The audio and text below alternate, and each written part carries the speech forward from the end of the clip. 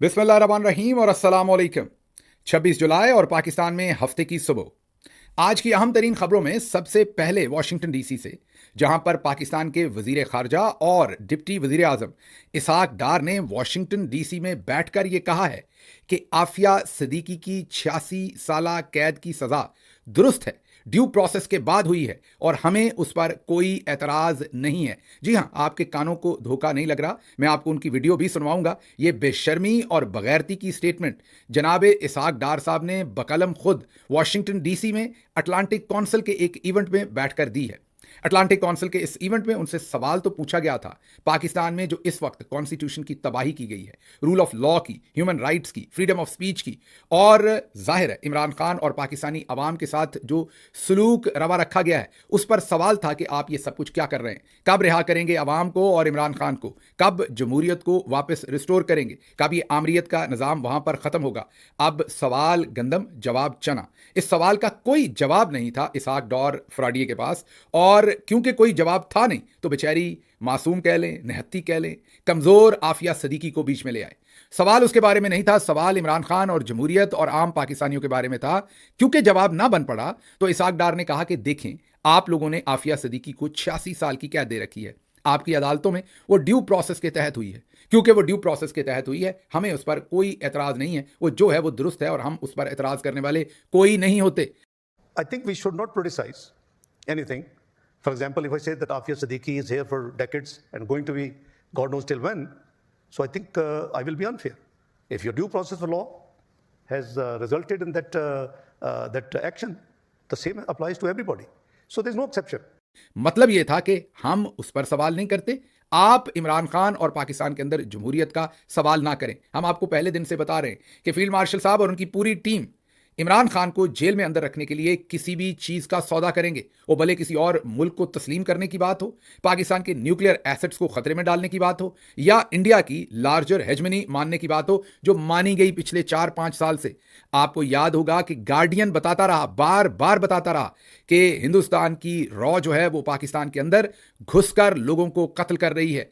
ना सिर्फ ये, जब वहां पर उनके मुतल्लिका मिनिस्टर से ये सवाल पूछे गए तो राजनाथ सिंह और दूसरों ने कहा कि हाँ, हमने घुस के मारा है और आइंदा भी मारेंगे, और इस ऐलान के बाद मजीद लोगों को भी उन्होंने कत्ल किया। हमारे एक आईएसआई के रिटायर्ड ब्रिगेडियर तक को उन्होंने कत्ल किया, शहीद किया। लेकिन हमारी तरफ से मुकम्मल खामोशी थी, कंप्लायंस हो रही थी उस लार्जर एजेंडे की जिस पर हमने हाँ किया हुआ था, जिसके तहत रजीम चेंज हुई थी। आज एक और बिल्ला नहीं बल्कि कुत्ता जो है वो थैले से बाहर आया है। माजरत मेरे इन अल्फाज पे, लेकिन थोड़े सख्त लफ्ज बोल रहा हूं, मुहावरा तो नहीं कह रहा हूं कि जैसे बिल्ली थैले से बाहर आती है। आज ये जो नया बयान है ये कुत्ते की सूरत में थैले से बाहर आया है, और इस बयान में ये कहा गया है कि आफिया सिद्दीकी को जो सजा मिली है वो दुरुस्त मिली है। वजह सिर्फ ये थी कि इन्हें इमरान खान के साथ किए हुए जुल्म, पाकिस्तान की आवाम के साथ किए हुए जुल्म पर जवाब नहीं देना, उसके लिए जो भी कीमत अदा करनी हो वो ये तैयार है। भले कौमी हजीमत हो, कौम की इज्तमाई जो शऊर है या गैरत है या इज्जत है उसका सौदा हो, या कुछ भी हो, ये करने को तैयार है। पूरी दुनिया को पता है। आफिया सिद्दीकी के केस का थोड़ा सा बैकग्राउंड मुख्तसर आपको बताता हूं कि उन्हें 86 साल की जेल की सजा 2010 में अमेरिका में हुई थी। उन पर इल्जाम था कि उन्होंने अफगानिस्तान में एक अमेरिकी सोल्जर के ऊपर हमला किया था और उसकी जान लेने की कोशिश की थी, और फिर वहां फायरिंग हुई जिससे आफिया सिद्दीकी भी जख्मी हुई। और रिकॉर्ड यह है कि गजनी की पुलिस ने उन्हें गिरफ्तार करके अमेरिका के हवाले किया था, यह अमेरिका का कहना है। लेकिन पाकिस्तान की एक अदालत में यह इंकशाफ हुआ था कि आईएसआई के अफसरान ने कराची से आफिया सिद्दीकी को पकड़कर अमेरिका के हवाले किया था। बहरहाल उस चीज़ का तो अभी फैसला होना बाकी है। आफिया सिद्दीकी इस वक्त फोर्ट वर्थ की जो जेल है टेक्सास अमेरिका में, वहां कैद है, 86 साल की कैद काट रही है। आफिया सिद्दीकी की बहन से कल ही, जी हां, कल ही फॉर्म 47 के वजीर आजम की मुलाकात हुई जिसमें एक बयान जारी किया गया। पढ़ के बताता हूं, मैं इसलिए पढ़ के बताना है कि इनकी खुली बगैरती का एहसास कीजिए। माजरत इन अल्फाज पर फिर, लेकिन इसको मैं बगैरती बेशर्मी ना कहूं तो और क्या कहूं। वहां मुलाकात में कहा जा रहा है कि एक दिन पहले वजीर आजम शहबाज शरीफ ने डॉक्टर आफिया सिद्दीकी की बहन से मुलाकात की और इन्हें यकीन दिलाया कि हुकूमत डॉक्टर आफिया की रिहाई के लिए हर मुमकिन कदम उठाएगी। ये वहां से प्रेस रिलीज जारी की जा रही है कि हमें बड़ा अफसोस है, हम इसको गलत समझते हैं और हम हर मुमकिन कदम उठाएंगे। अगले दिन डिप्टी वजीर आजम फॉर्म 47 का वाशिंगटन डीसी में बैठ के कहता है कि सजा बिल्कुल दुरुस्त हुई है। मकसद सिर्फ एक है कि हम आपसे नहीं पूछेंगे, आप हमसे नहीं पूछेंगे। जो मुतालिया पाकिस्तान आपने और मैंने पढ़ा उसमें हमें सारी जिंदगी ये पढ़ाया गया कि एक बेटी की आवाज पर मोहम्मद बिन कासिम, जी हां, एक बेटी की आवाज़ पर मोहम्मद बिन कासिम ने राजा दाहर पर सिंध में हमला कर दिया और फिर फतह का ऐसा सिलसिला शुरू हुआ कि पूरे बर्रे सगीर में उसके बाद इस्लाम फैल गया। यही हमें तारीख पढ़ाई गई है, लेकिन अब हमें समझ नहीं है कि नाम तो इनके भी वैसे ही हैं, मोहम्मद बिन कासिम जैसे ही हैं। कहते भी बहुत सारे लोग, कोई अपने आप को सिपा सलार कहता है, कोई कुछ कहता है, लेकिन जो इनके आगे पीछे वाले हैं उनकी स्टेटमेंट्स देखिए कि क्या है। कि इसहाक डार जो जाहिर है हमारे फील्ड मार्शल साहब के हैंड पिक्ड हैं, उन्होंने ये जो सारी रजीम सजाकर हमारे सर पर बिठाई है, एक वो सब्दी चंगी माँ जो है वो, और उसके बाद ये और उनके चचा, ये तमाम लोग उनके हैंड पिक्ड हैं। और मोहसिन नकवी, इन तमाम लोगों की जुबान देखिए, इनका अंदाज देखिए। यहाँ पर आफिया सिद्दीकी की बात करने की कोई ज़रूरत थी ही नहीं। आप उसको बीच में क्यों लाए हैं? आप इमरान खान को रिहा नहीं करना चाहते, बस कहें कि हमने नहीं करना, या कोई और झूठ बोल दें। आपको कौन सा किसी ने पूछना है? ये वही इसहाक डार हैं जो लिखकर पाकिस्तान की अदालतों में दे चुके हैं कि 14 से 15 मिलियन डॉलर की मनी लॉन्ड्रिंग इन्होंने की थी नवाज शरीफ और उनकी फैमिली के लिए। जी हां, इकरारनामा मजिस्ट्रेट के सामने बयान दे चुके हैं। उसके बाद इनके अपने पनामा पेपर्स के अंदर जो जायदाद निकली थी, वो इनके असासे जो थे वो इनके ज़राए से ज़्यादा थे। उसके बाद ये लंदन चले गए इलाज के बहाने, और फिर कभी वापस नहीं आए। फिर तब वापस आए जब इन्हें जनरल बाजवा अपना जहाज़ बेचकर, अपना का मतलब उनके भी कोई दादाजी का नहीं था, पाकिस्तान एयरफोर्स का जहाज़ बेचकर इनको वापस पाकिस्तान लाए, और उस वक्त से ये पाकिस्तान पर मुसल्लत है। तो ये इनके असल चेहरे हैं। मैं समझ सकता हूं कि इंटरनेशनल जो रिलेशंस होते हैं उसमें हर चीज़ हर जगह पर करने वाली नहीं होती।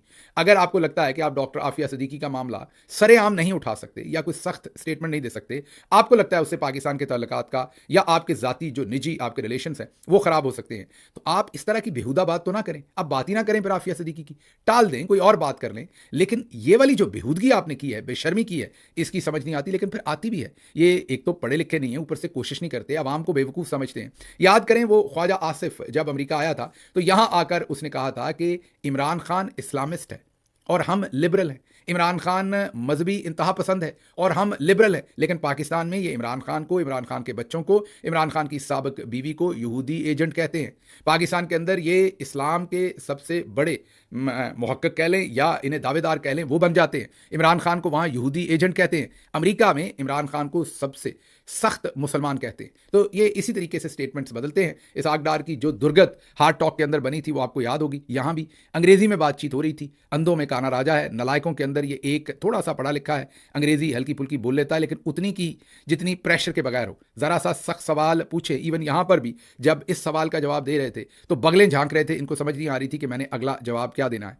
तो मेरी समझ से बाहर है कि ये फील्ड मार्शल साहब खुद भी उनका हाथ तंग है अंग्रेजी में, लेकिन मेरी समझ से बाहर है कि इनको ऐसे फोरम्स के ऊपर भेजने का मकसद क्या है।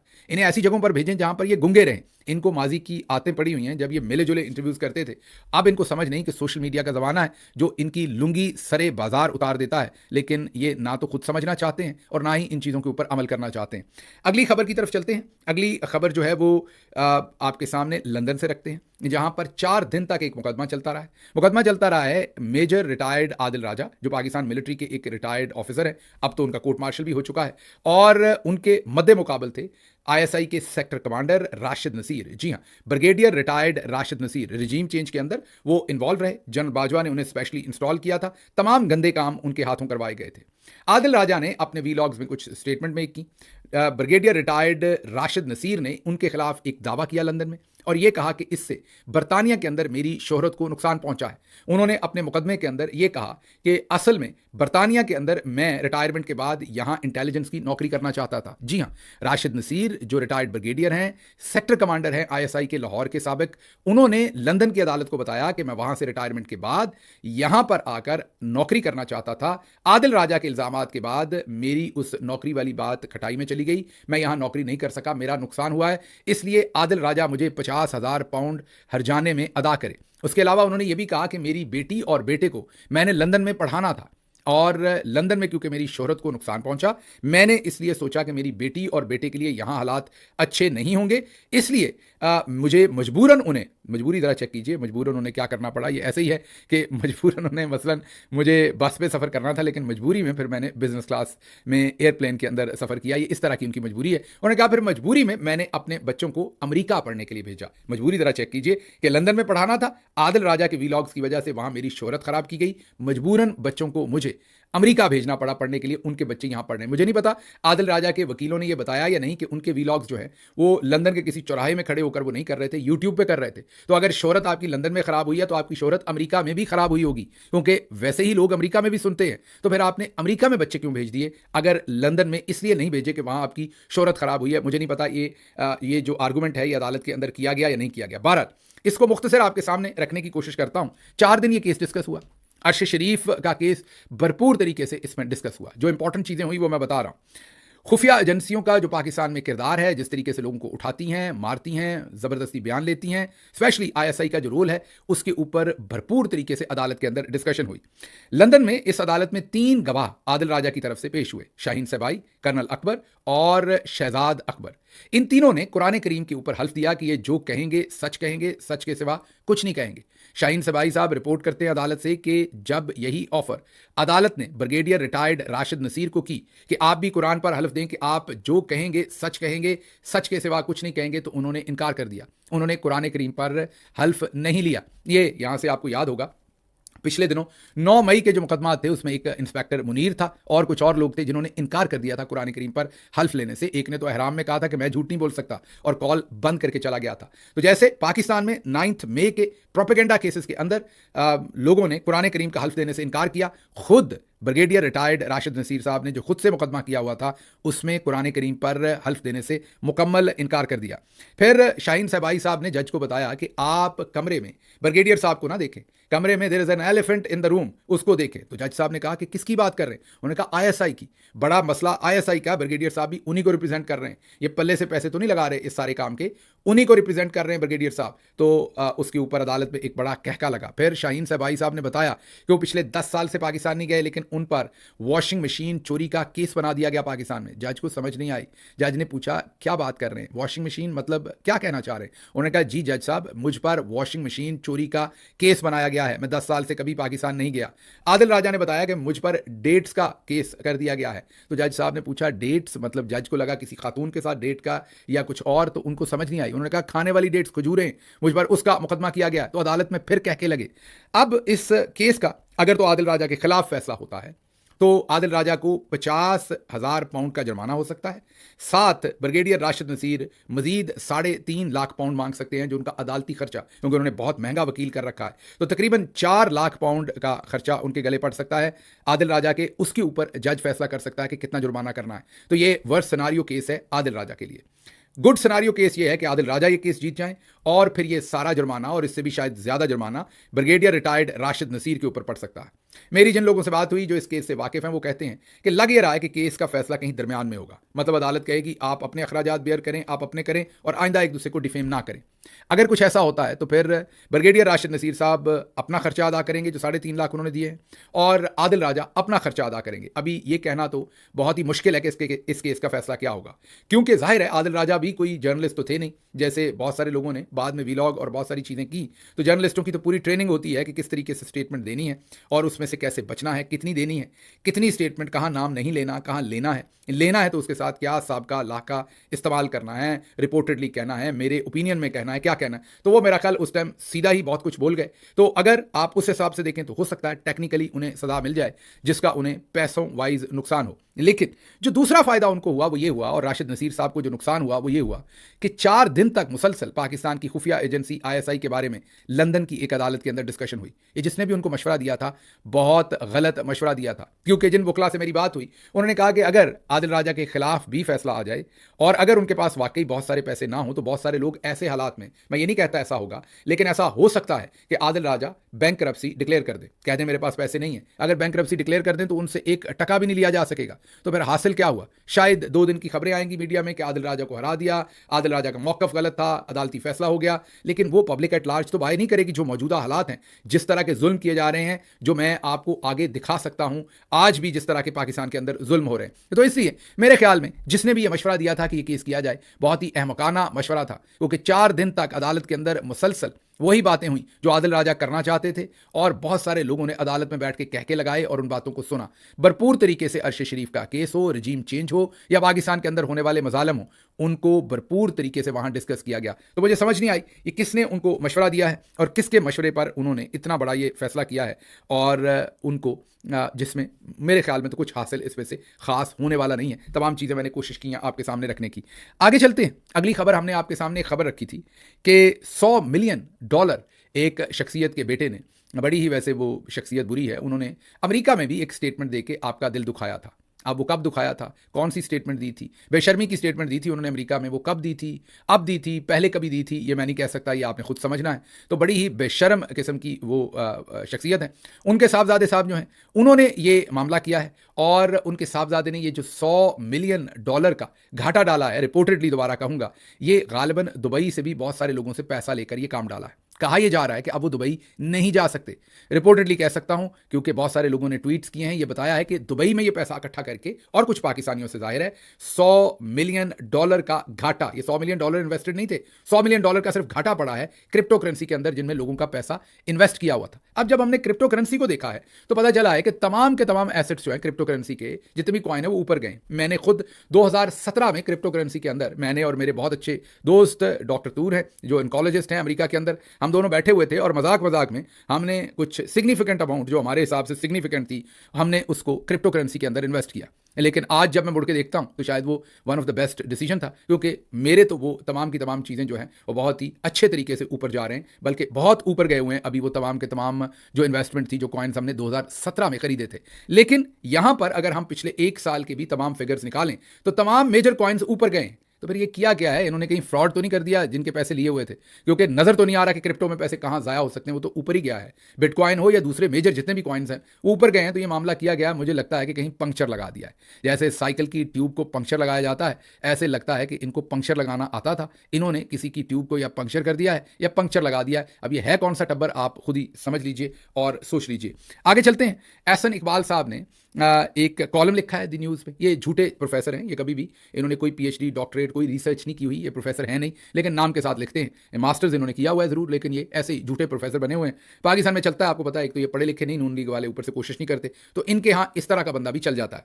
तो इन्होंने कहा कि सिविल सर्विसेज में इस्लाहात के लिए हम फौज के निज़ाम का भी मुतालिया करेंगे, और यह किया गया है, और इसमें अब आला सतह का मेरिट लाया जाएगा। माशाल्लाह, मतलब कि अब वो ये कह रहे हैं कि जो कुछ इस वक्त हमारी फौज से करवाया जा रहा है, जाहिर है फौज का कसूर तो नहीं, जो ऊपर लोग बैठे हैं वो करवाते हैं, उसी तरह का काम अब सिविल सर्विस के अंदर भी उसी तरह का स्ट्रक्चर लाया जाएगा। वैसे पहले कौन से सिविल स्ट्रक्चर ने ऐसे झंडे गाड़े हुए हैं जो ये स्ट्रक्चर ला के आप उसको चेंज कर लेंगे? काम तो वैसे ही रहना है जो आप पहले करवाना चाह रहे हैं। DGISPR ने गवर्नमेंट कॉलेज यूनिवर्सिटी लाहौर का दौरा किया है। बनियानुल मरसूस, मुझे बनियान इसमें से जो लफ्ज़ है कई दफ़ा कहना नहीं आता, बनियानुल मरसूस की कामयाबी समेत दीगर अमूर पर गुफ्तगू तुलबा ने मिली नगमे पेश किए, और तुलबा ने यह भी कहा कि हमें बहुत अच्छा लगा DG से मिलकर, हमें तमाम सवालात का जवाब मिल गया। देखें ना हमारे DG साहब कितने, आपको पता है कि वो पुरअसर शख्सियत है, वो जहाँ जाते हैं लोग उन्हें कितना पसंद करते हैं। और स्टूडेंट्स ने कहा कि आप रोज़ आया करें सर, क्योंकि जब आप आते हैं तो हमें क्लासेस नहीं पढ़नी पड़ती, पूरे 2 दिन सब कुछ बंद रखा जाता है यूनिवर्सिटी के अंदर, तो ये बड़ा अच्छा है, हमें पढ़ाई से जान छूट जाती है, तो आप रोज़ आया करें। तो ये अब हम यूनिवर्सिटी जाकर, और हम वहाँ पर जाकर हर यूनिवर्सिटी में जाकर हमने ये जो बनियानुल मरसूस है इसके बारे में भरपूर बातचीत करनी है। और मैंने जैसे आपको कहा कि इसमें से जितना भी पॉलिटिकल बेनिफिट हम एक्सट्रैक्ट कर सकते हैं वो हमने हर जगह से करना है। अगली खबर आपके सामने रखते हैं, बेनज़ीर इनकम सपोर्ट प्रोग्राम। जी हाँ, बेनज़ीर इनकम सपोर्ट प्रोग्राम में मुस्तहकीन तक रकूम पहुंचाने के लिए 6 बैंक सालाना 4.5 अरब रुपए सिर्फ सर्विस चार्जेस ले लेते हैं। सुना आपने? ये बेवा हैं, नादार हैं, गरीब लोग हैं, जिनके पाँव में जूता भी नहीं होता, इनको पैसे पहुंचाने का काम जब ये बैंक करते हैं तो आप सोचते होंगे बड़ा नेकी का काम कर रहे हैं। ये 6 बैंक जो हैं ये सालाना 4.5 अरब रुपए सिर्फ सर्विस फी में ले जाते हैं। ये रिपोर्ट कर रहे हैं अदनान आदिल, बहुत ही ज़बरदस्त जर्नलिस्ट हैं, बड़े ही मोतबर और कोनामश्क सहाफ़ी हैं, मैं इनका बड़ा एहतराम करता हूँ। उनकी ये खबर है, गौर कीजिए पाकिस्तान की अशराफिया कैसी है। अब जिसने ये तमाम ठेके दिए होंगे उसने भी बीच में अपना हिस्सा लिया होगा, फिर उन्होंने कहना है कि वो अल्लाह के भी बड़े करीब हैं, आबादतें भी करेंगे, अब जाके वो आपको उम्रे करते भी नजर आएंगे, सब कुछ करते नजर आएंगे, लेकिन ये जो बेचारी बेवा हैं, यतीम हैं, मसाकीन हैं, उनके पैसे में से बैंक भी खा रहा है, ठेके देने वालों ने भी खाया होगा। और ज़रा सर्विस चार्जेस का आलम देख लें कि तकरीबन सालाना 4 अरब सर्विस चार्जेस के अंदर खाए जा रहे हैं। कोई एक जगह नहीं है जहां पर करप्शन हो रही है, कोई एक मौका नहीं है जहां से पैसा खाया जा रहा है, कोई जगह कोई इदारा नहीं छोड़ा जा रहा। मुझे यहां से इजाज़त दीजिए। अल्लाह आपका हामी नासिर हो। पाकिस्तान जिंदाबाद।